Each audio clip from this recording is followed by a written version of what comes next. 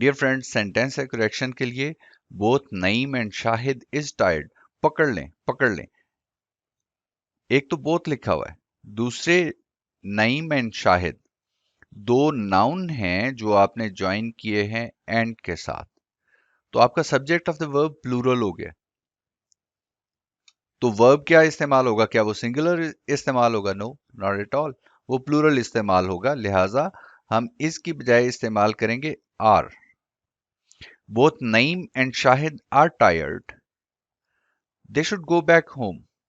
यहां आपका एक क्वेश्चन पैदा हो सकता है कि हमने सेमी कॉलन क्यों लिखा है, हम यहां पे कॉमा क्यों नहीं लिख रहे। आपने यहां पर सो को एलिप्सिस किया है, तो जब हम एलिप्सिस करते हैं तो एक पंक्चुएशन ऊपर चले जाते हैं, ठीक है।